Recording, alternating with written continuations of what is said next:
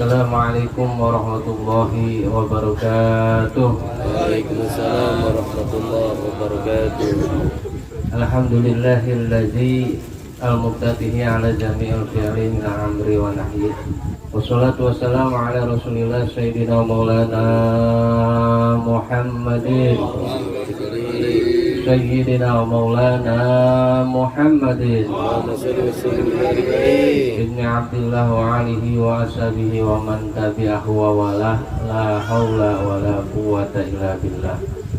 Bijari wa tanwini wa nida wa'al wal musnadin ni ismin tamijin hasol wa qadimil akhasofi bisoli wa qadiman ma'asita bin bisoli yang mabadu.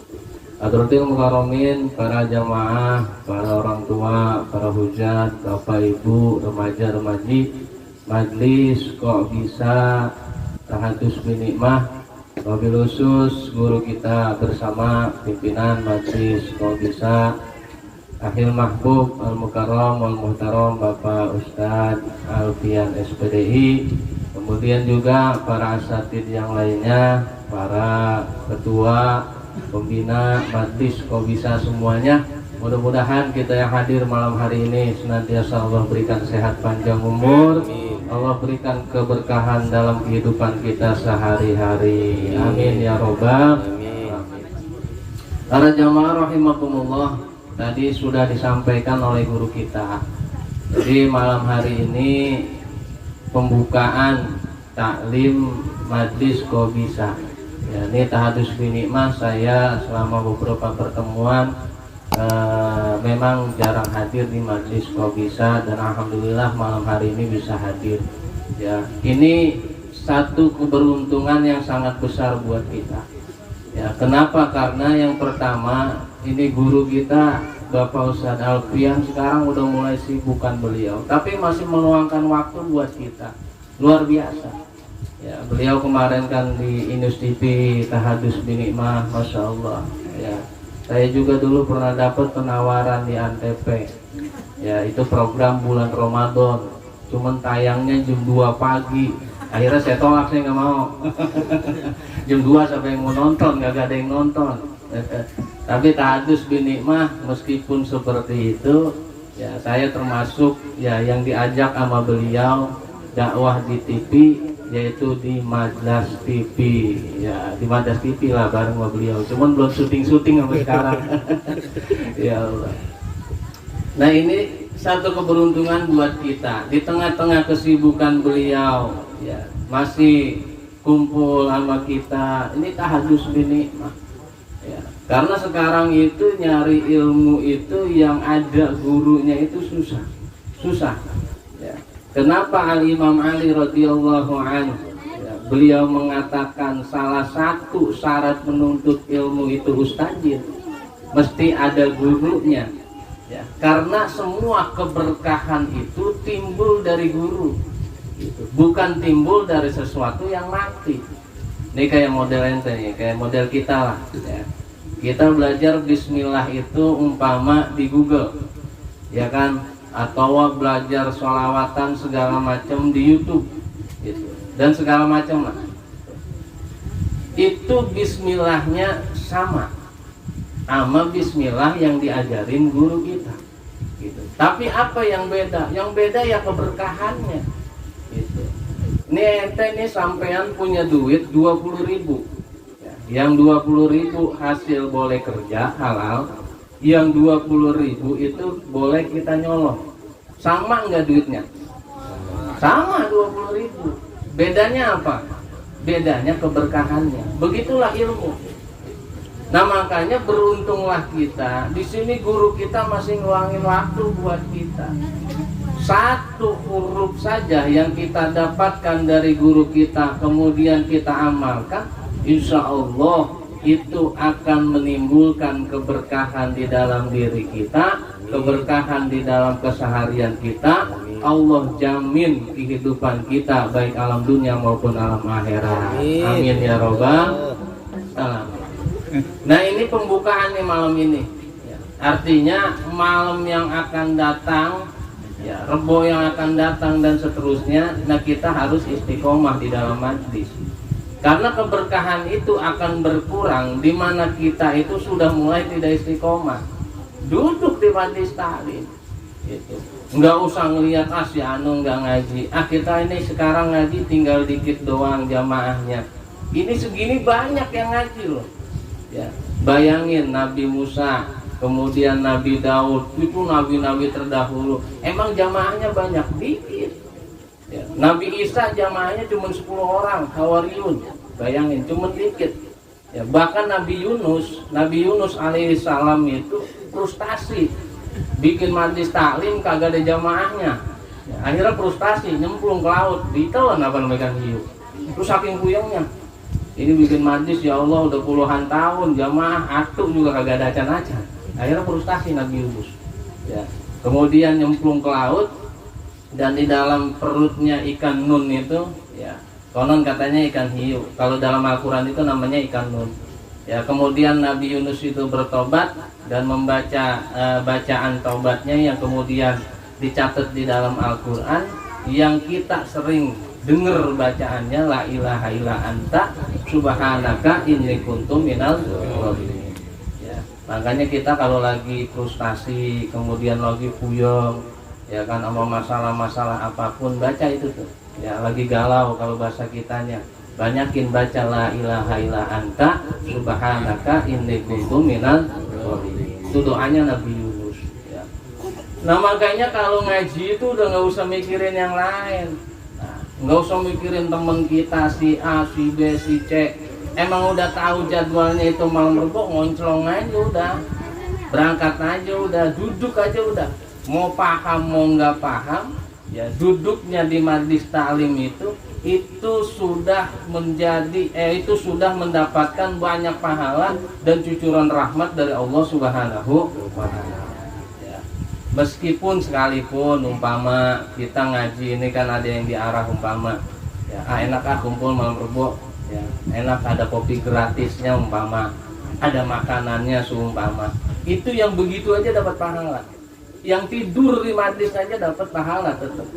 Ya, cuman kalau ibarat pohon itu, kalau yang tidur ya dapatnya pohon toge, nah yang kagak tidur dapat pohon duren, gitu loh. Ya pahalanya mah ada, tetap dapat. Niat doang juga dapat. Itu cuman yang nilainya itu yang berbeda. Ya, ada yang kecil, ada yang gede, ada yang lebih besar dan segala macam.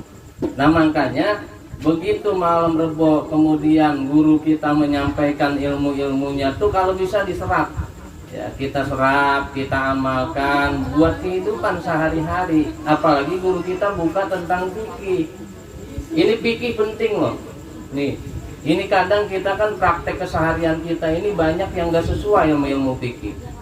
Contoh dalam bab jual beli gini, dalam fikih itu kalau kita transaksi jual beli itu harus bayar dulu, gitu. Baru kita ambil barangnya, baru kita makan barang yang kita beli. Tapi kan prakteknya apa? Prakteknya kan sekarang kalau kita mesen makanan itu makan dulu baru bayar, bener nggak? Padahal mah kalau dalam fikih harusnya bayar dulu. Loh kenapa sih mesti bayar dulu baru makan? Karena menghindari hal-hal yang merugikan. Faktanya orang kalau makan dulu baru bayar itu makannya 7 ngakunya cuma 2, bener nggak? Iya. Dulu makan berapa? Ya, makan bang tadi gorengan, ya cuma lontong doang atau mau bala-bala, padahal mau 10 makannya. Ya, bener. Itu biasanya bocah-bocah sekolah tuh. Ya cuman enggak bocah sekarang mah, itu zaman-zaman Jakir dulu yang begitu.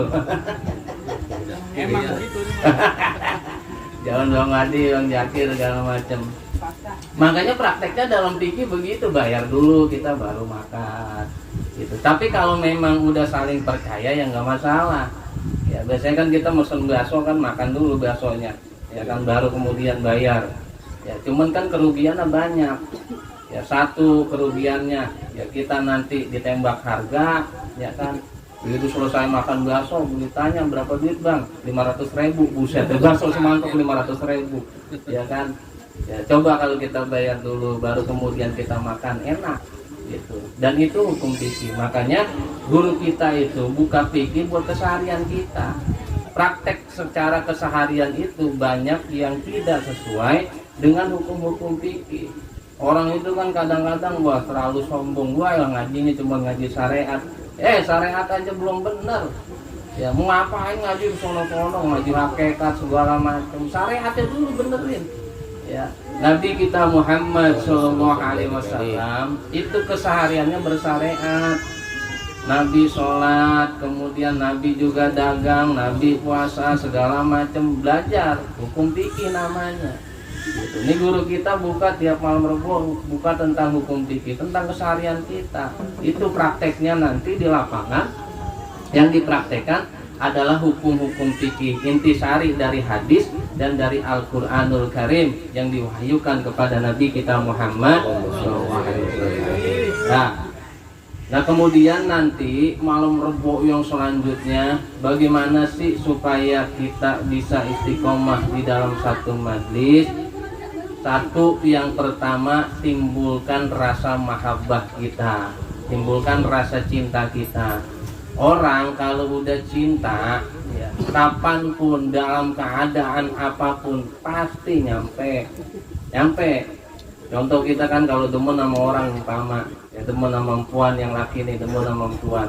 Itu kalau sama demenan kita, ya, itu begitu ditelepon, ya, jam berapa aja, udah nyaut aja udah, nyaut. Yang biasanya di kuburan iseng banget juga gue telepon, bang saya tungguin ya habis maghrib. Di mana? Oh di kober yang sono, sebelah sono. Itu berangkat kita. Kenapa? Karena ada dasar cinta. Ya, enggak punya duit dibela-belain minjem. Ya. Kita mah yang bagi temennya ya kadang-kadang lu punya rokok kagak, punya duit kagak, kita minjem aja susah banget. Tapi kalau demenan coba yang nelpon, bang pengen makan martabak, wah nyari kemana tahu itu martabak. Bener nggak? Bener. Makanya timbulin rasa mahabbahnya. Orang kalau udah cinta itu sampai ke ujung dunia juga dicari. Makanya tiap malam Rebo kalau udah timbul rasa mahabbah kita mau ngajinya di mana kek, ya tetap datang. Ya tetap hadir, ya, kayak model karang kan ya, biar kata di latar di kebun ya tetap aja kita hadir. Coba kalau nggak ngaji mah kita ujuk-ujuk ya duduk di kebun ya dinyamukin, ya dinyamukin. Ya, makanya yang pertama timbulin rasa mahabbah. Kalau udah cinta insya Allah lah, ya insya Allah yakin kita istiqomah. Dan kemudian yang kedua, kalau mau istiqomah di dalam satu majlis, amalkan apa yang sudah disampaikan sama guru kita. Ya hatta cuma satu yang kita amalin. Umpama udah ratusan yang disampaikan, ya ratusan, udah ribuan, bahkan udah jutaan. Ada satu yang kita istiqomahin nih, kita amalin. Itu pun salah satu asbabiyah atau penyebab kita bisa istiqomah di dalam satu majlis. Ya, itu. Ya. Nah kemudian yang ketiga, kalau mau istiqomah di dalam satu majlis, jangan membanding-bandingkan majlis kita dengan majlis yang lain. Ya, jangan. Ya, kita istiqomah itu jangan pernah membandingkan kita dengan majlis yang lain. Kadang-kadang kita kan gini, ya, kita udah duduk nih di satu majlis, udah lama umpama udah 1 tahun. Kemudian lihat majlis yang lain itu lebih luar biasa lah, lebih rame. Kemudian gurunya itu lebih alim, ya kan? Itu secara otomatis kita gini aja ke sono. Nah itu nggak bakalan dapat apa-apa tuh. Ya, dari sini nggak dapat, dari sono nggak dapat. Gitu. Makanya saya sering nyampein ke teman-teman yang lain, ke jamaah-jamaah yang lain. Kalau kita sudah duduk di satu majlis, udah istiqomah aja di situ. Ya, kecuali kita mau duduk di majlis yang lain, malamnya nggak berbenturan, boleh silakan. Tapi kalau berbenturan, tetap kita duduk di majlis yang pertama kali dulu kita duduk. Dan itu jangan pernah dilupakan, karena kemanfaatannya itu bakal hilang kalau kita udah lupa, gitu. Ya, kalau ada di luar sana yang lebih alim dari guru kita, yang lebih bercahaya, udah anggap aja aluminium. Gitu. Tahu aluminium nggak? Iya, aluminium kan kalau dari jauh itu kan mengkilap. Ya mengkilap. Kalau emas itu nggak begitu mengkilap, butek. Ya udah anggap aja aluminium. Kita lagi lihat aluminium, gitu kan. Rugi kita ntar kalau kita sampurin dan segala macam, gitu. Ya dah. Jadi kalau mau istiqomah, yang ketiga itu jangan pernah membandingkan majlis kita dengan majlis yang lain. Ayo sama-sama kita besarkan. Ya saya tahu kok sejarah majlis ini, ya karena dulu ngebangunnya bareng-bareng sama beliau. Ya beliau dulu kita dakwah itu luar biasa kalau cerita zaman dulu, main hujan-hujanan. Ya, main hujanan kita ke sono kemari, ya kan, dikasih ongkos, alhamdulillah. Kagak pisan. Rokok, beli bewek, segala macam-macam. Itu perjuangannya luar biasa. Ya, tapi kita tetap istiqomah. Timbulin rasa cinta, jangan pernah membanding-bandingkan. Udah amalin aja yang apa udah kita pelajarin. Ya, bisa hadir di majlis ini luar biasa. Bisa hadir di majlis yang lain tapi beda waktu dengan malam Rabu, itu juga sangat-sangat luar biasa. Mudah-mudahan ya kita semua diberikan keistiqomahan oleh Allah Subhanahu wa taala, kemudian diberikan ilmu yang manfaat, ilmu yang dapat membela kita dunia dan akhirat. Tahadus bin nikmah malam hari ini sudah pembukaan setelahnya tawakuf ya kemarin karena bulan Ramadan dan sebagainya. Doain guru kita Ustaz Alfian Hidayat juga mudah-mudahan diberikan sehat panjang umur dan diberikan keberkahan kehidupannya oleh Allah Subhanahu wa taala. Al-Fatihah. A'udzubillahi minasyaitonir rajim. Bismillahirrahmanirrahim. Alhamdulillahirabbil alamin arrahmanir rahim maliki yaumiddin. Iyyaka na'budu wa iyyaka nasta'in ihdinas siratal mustaqim siratal ladzina an'amta 'alaihim ghairil maghdubi 'alaihim waladdallin. Rabbana ighfir lana wa liwalidayna amin. Kurang lebihnya mohon maaf. Allahumma waffiq ila aqwamit thoriq. Assalamualaikum warahmatullahi wabarakatuh. Waalaikumsalam warahmatullahi